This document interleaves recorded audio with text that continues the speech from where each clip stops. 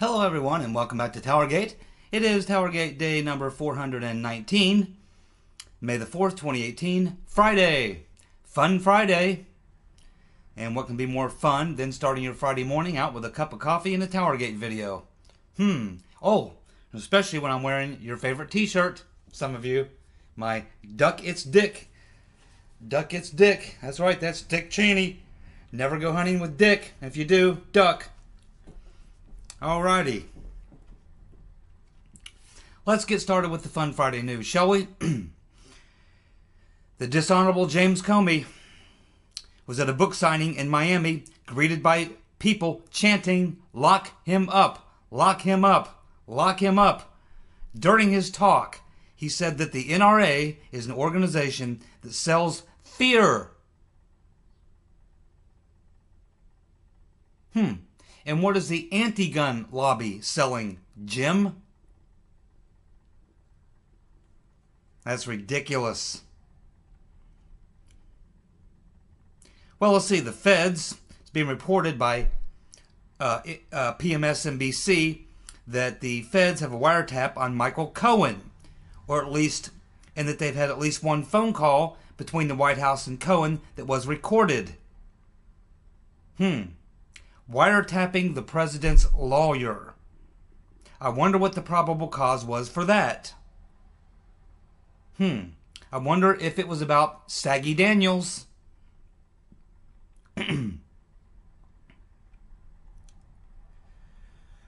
Let's see. Oh, wait a minute.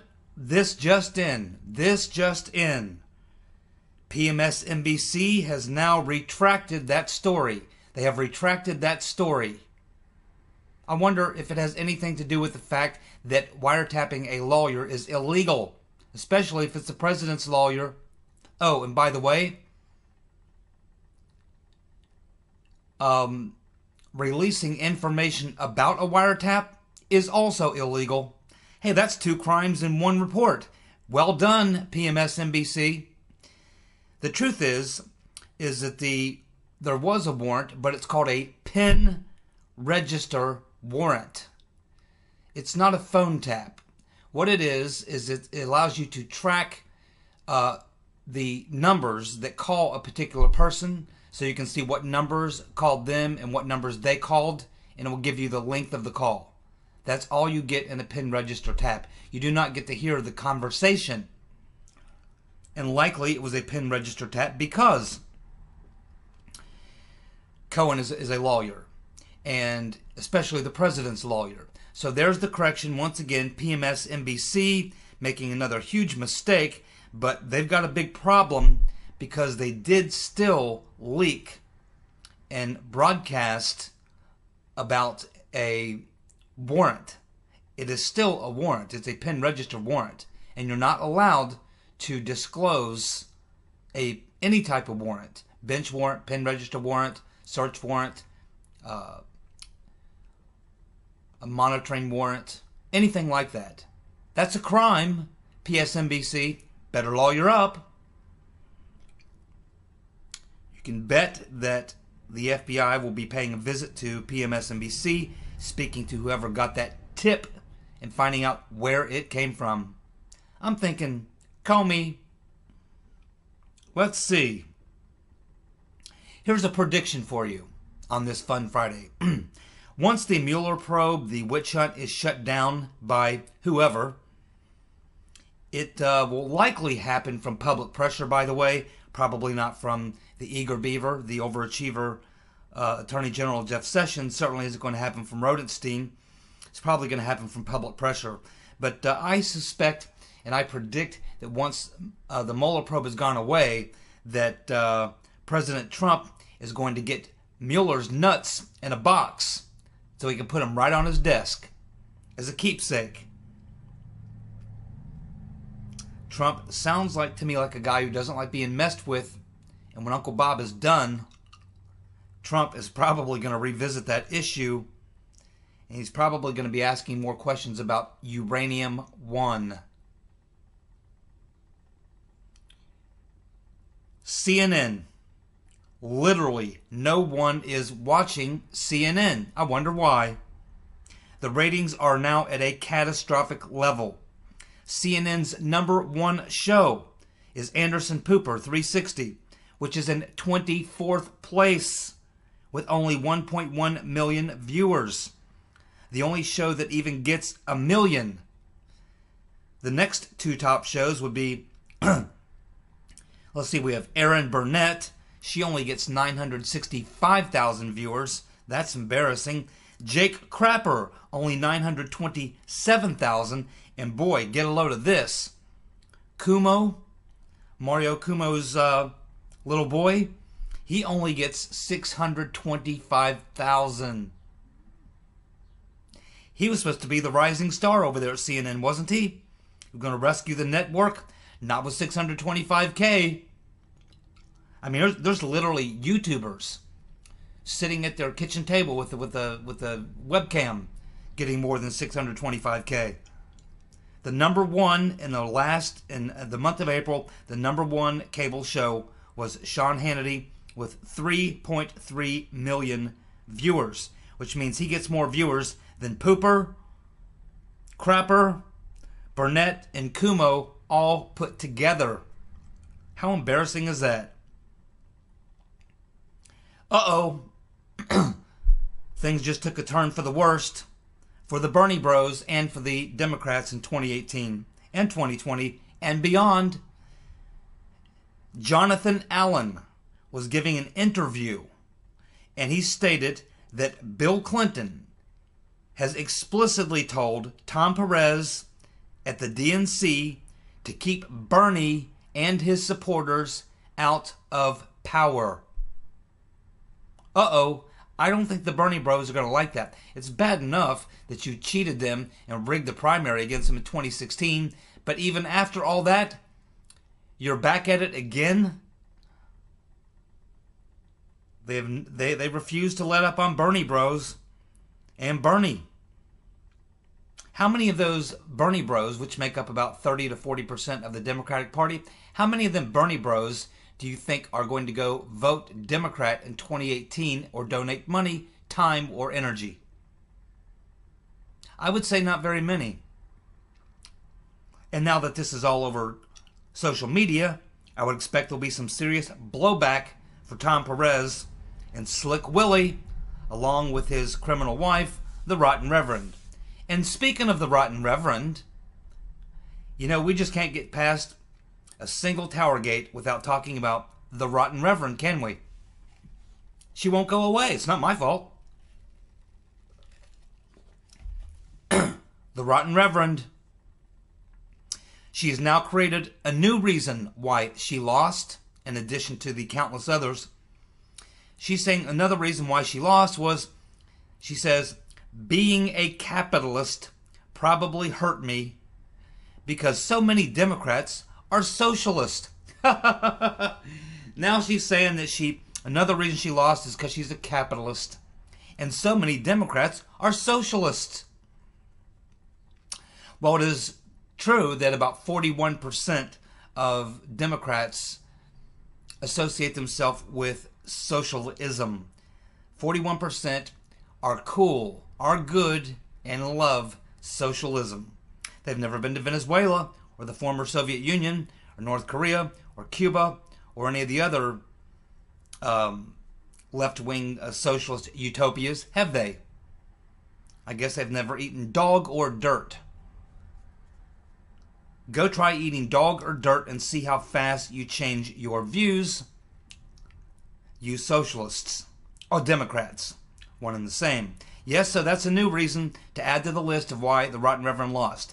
Being a capitalist. Said it probably hurt her because so many Democrats are socialists. Well done. Well, let's see. Trump's new poll numbers among black men has doubled since the election. He won the election with only 11% of black males supporting him. He's currently sitting at 22% amongst black males.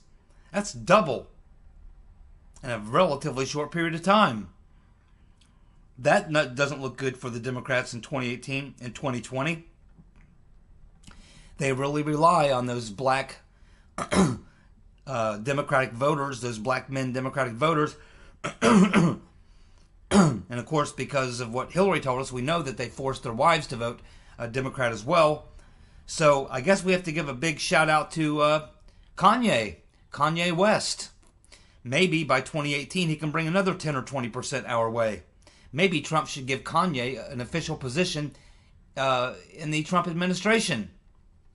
Make him the head of black youth outreach or something.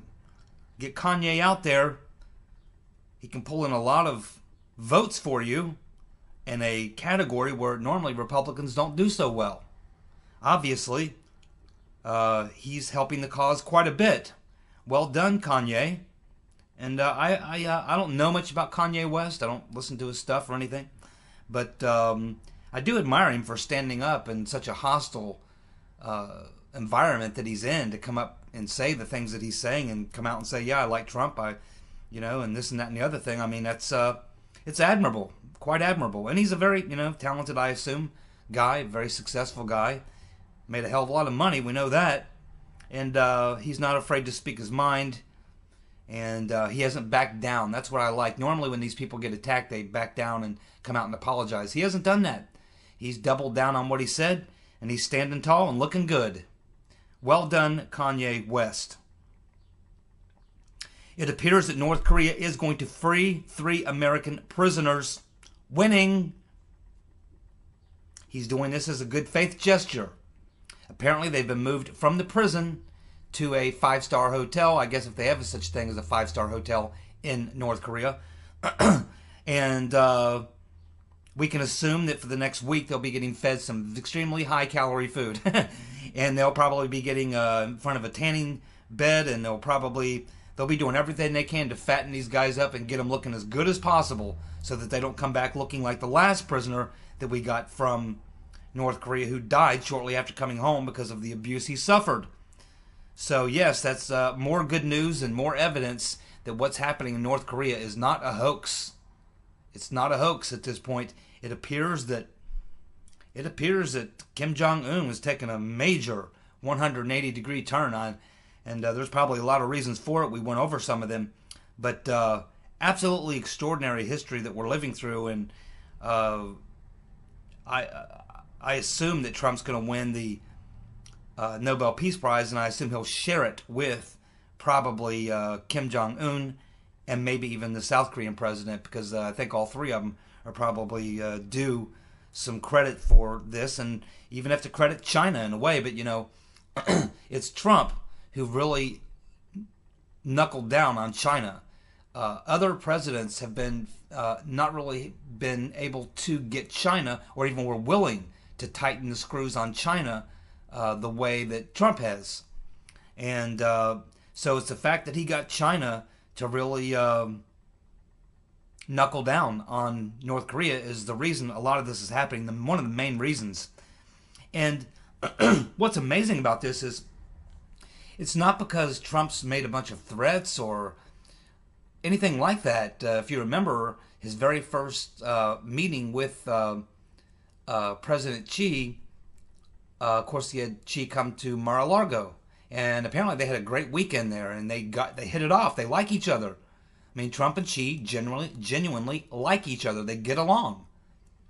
And you notice this about Trump, that as much as abuse as he's taken from a lot of these world leaders, and as much as they don't like his policies and he's opposed to globalism and all these things, one thing you do notice when you see him with these world leaders, they generally like the guy.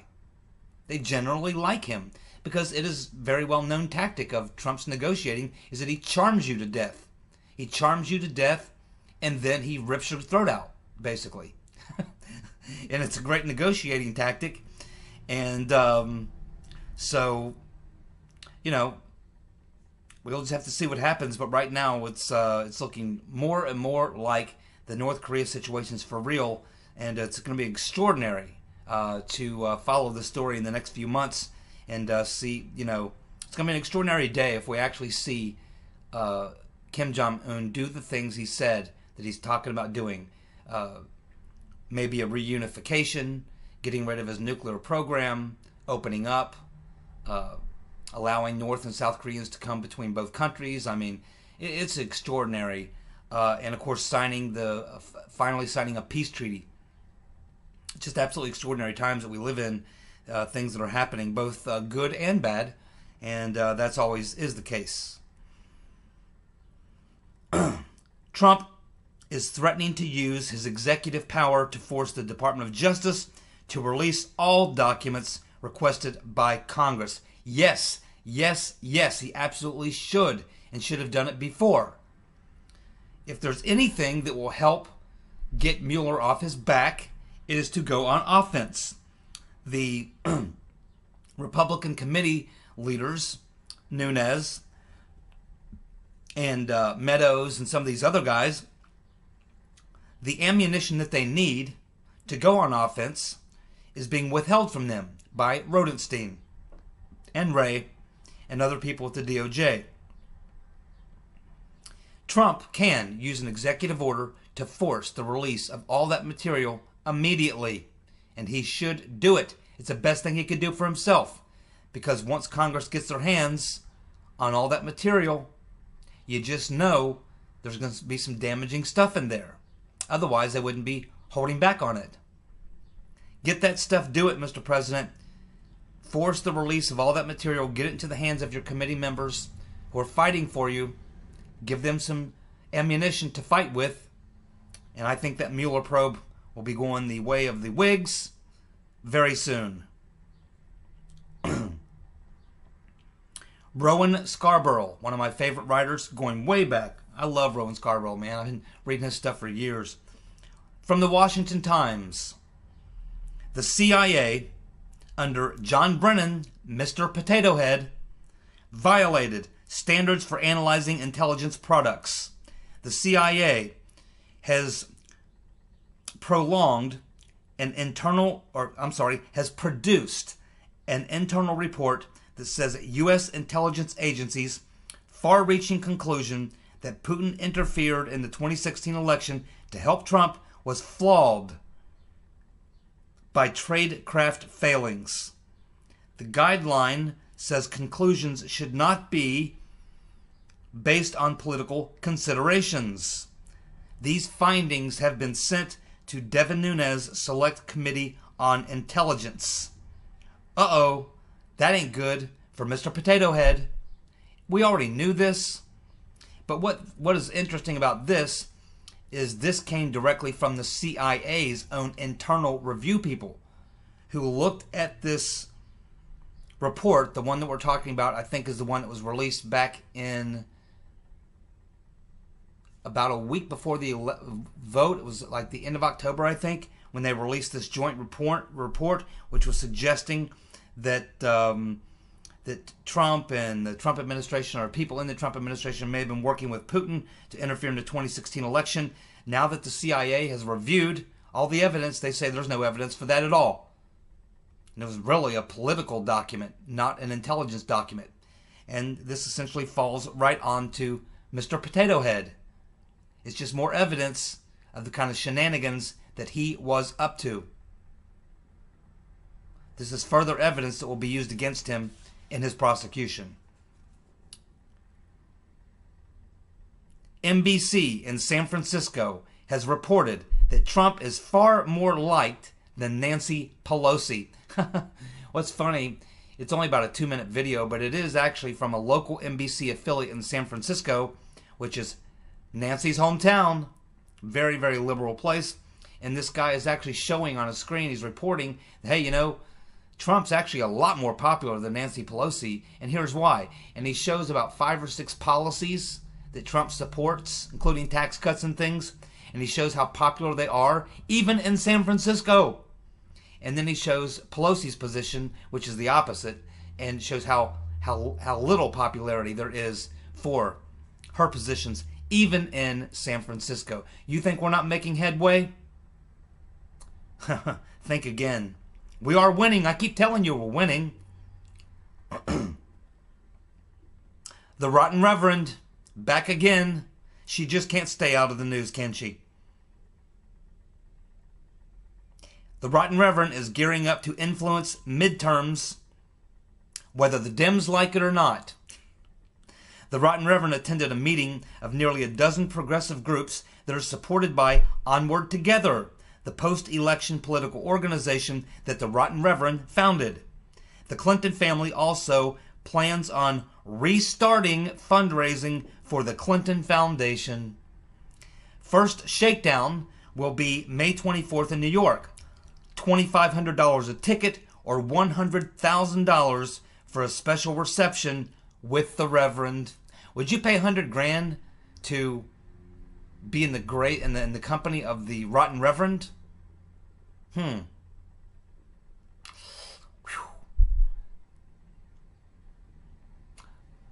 just contemplating how many years in jail I might be willing to accept when I drill her straight between the eyes with a good old-fashioned Street Fighter kick punch. Let's see. That could get me into some trouble. That's a joke, of course. I would never punch the Rotten Reverend Clinton between the eyes and follow up with a front kick. Never would do that. And I probably wouldn't even have a number 2 pencil on my person if I were in the general vicinity of the Rotten Reverend Clinton. But there you go. Now, I wonder how that Clinton Foundation, now, since they no longer have been in power, nobody's really been donating to the Clinton Foundation. But I guess they're needing to shake a lot of people down because they're expecting a lot of legal fees. Absolutely amazing. So, yeah, the Rotten Reverend is going to go out and campaign in the midterms, whether the Democratic Party likes it or not. She just won't go away, man.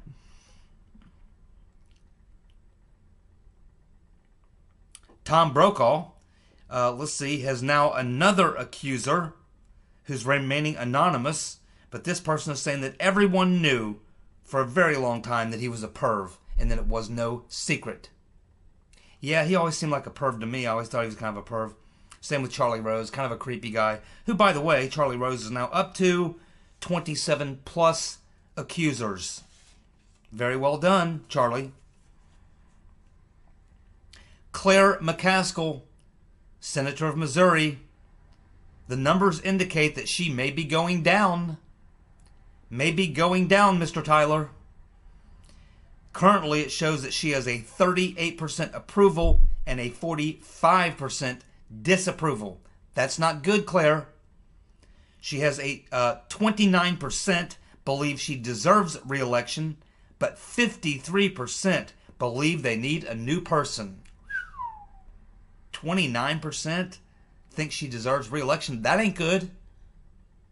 That's like less than 3 in 10. Not good. 53% want a new person.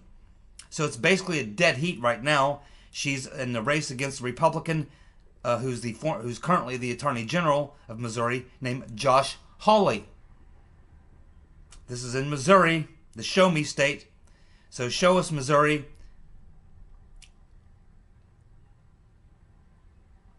Now, how can you guarantee that Josh Hawley will win over McCaskill? Well, it's simple. You bring in the Rotten Reverend. Now, this is a time when I wish that I worked for the national GOP as a strategist. Because here's exactly how I would play this.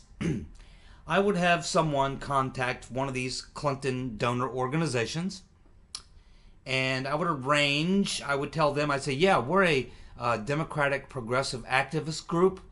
We consist of donors and a lot of activists, and we're really wanting to have the Rotten Reverend, Hillary, come out and make a speech to support Claire McCaskill at this critical time to try to make sure she holds on to that seat.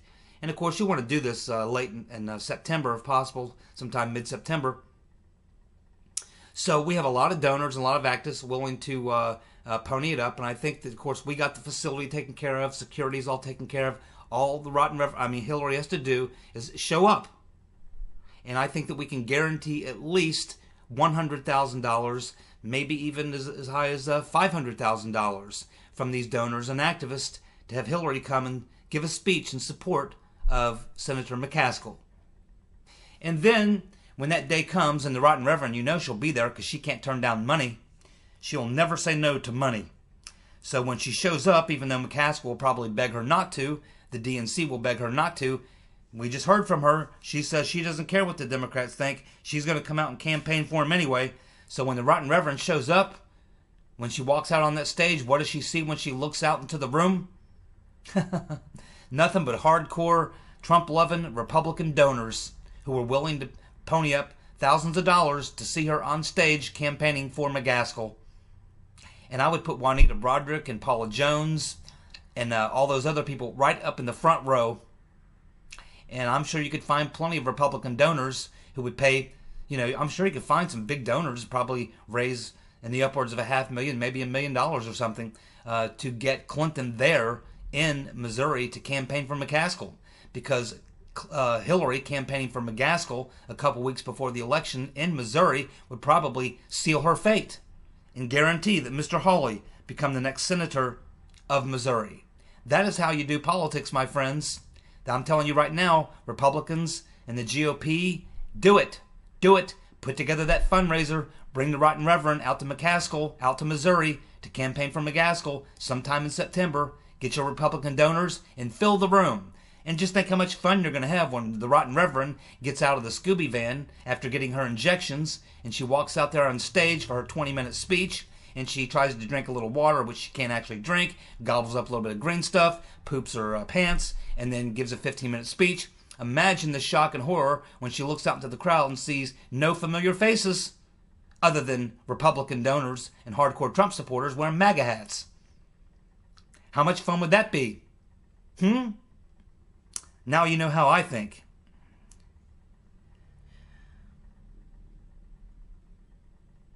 Project Veritas has their newest bombshell video. You got to see this. I mean, you just got to watch it. It's extraordinary. So they got this guy on, on cam. He doesn't know he's being, he doesn't know he's obviously being videotaped.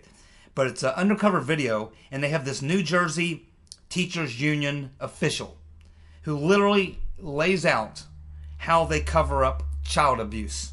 And he goes into detail of how they do it and how to do it, how he manipulates the student, how he manipulates the union people, how he manipulates the school district, how he manipulates the media. I mean, they got an entire plan down for how they cover up child abuse within this particular school system there in New Jersey.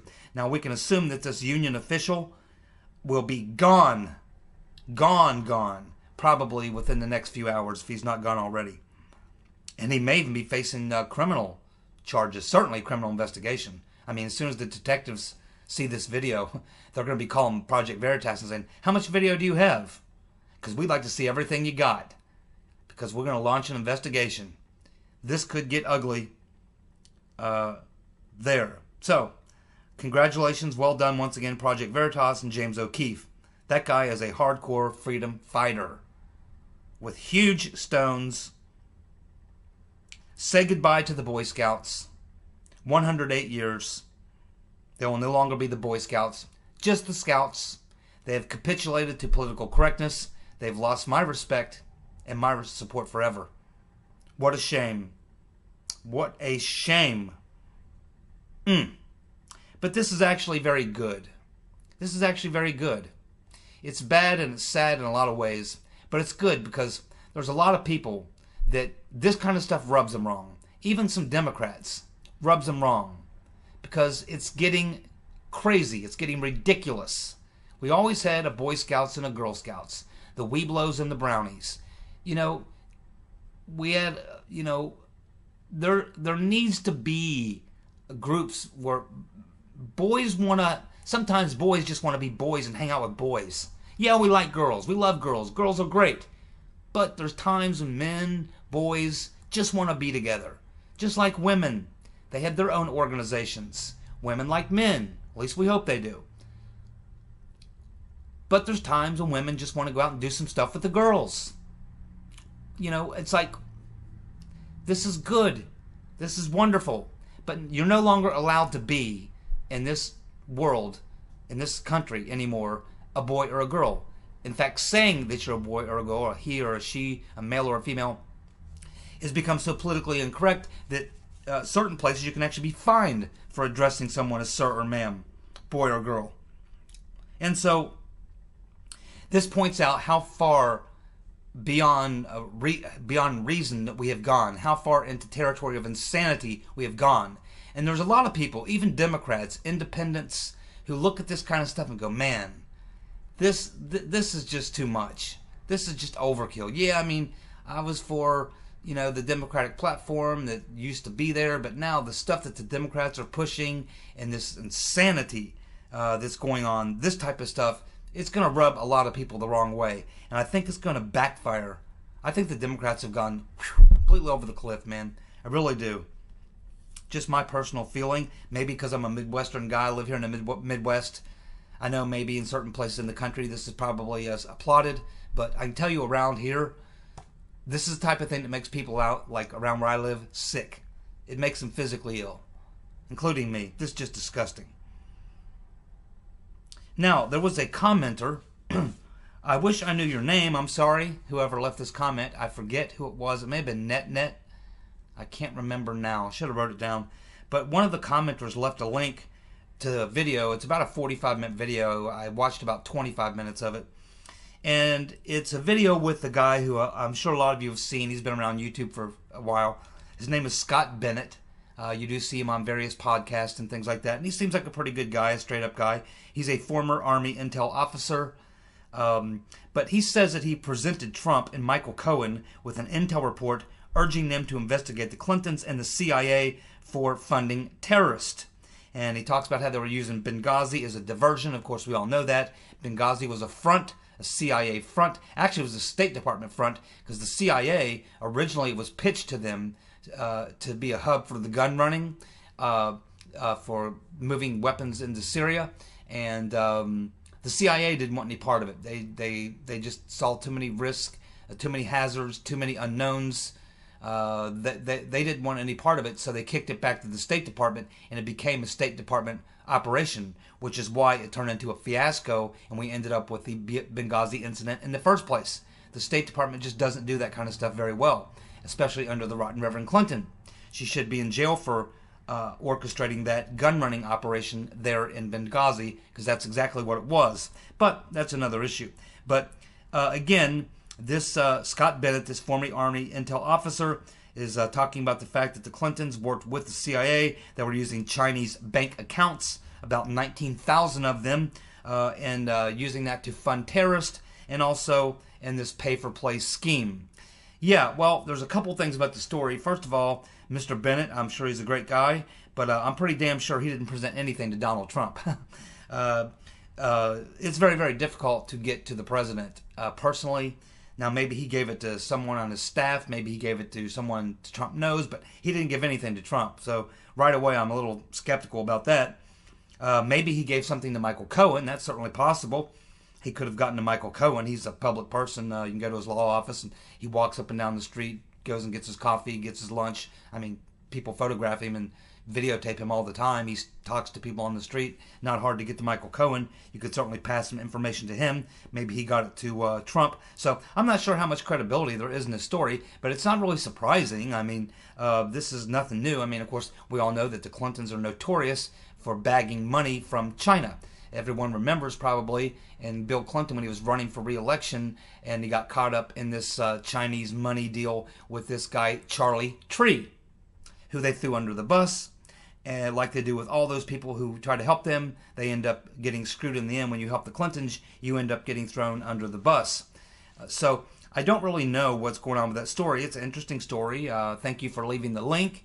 It's something always to keep in perspective. But the thing about the CIA, if in fact this was the CIA and they're involved with the CIA operation or something like that, you have to remember that the CIA has been basically given the power by all three branches of government. Have ceded the power to the CIA a long, long time ago. The CIA is essentially a government unto itself. It can do anything it wants. It can assassinate world leaders, including our own. It can take place in coup d'etats in countries all over the world, including our own. It can meddle in elections all over the world, and it does. Set up shell corporations. They can, of course, run the international drug trade, the opium business, the heroin business, the marijuana business. You name the drug trade, the CIA is involved in it. The CIA can basically do about any damn thing they want.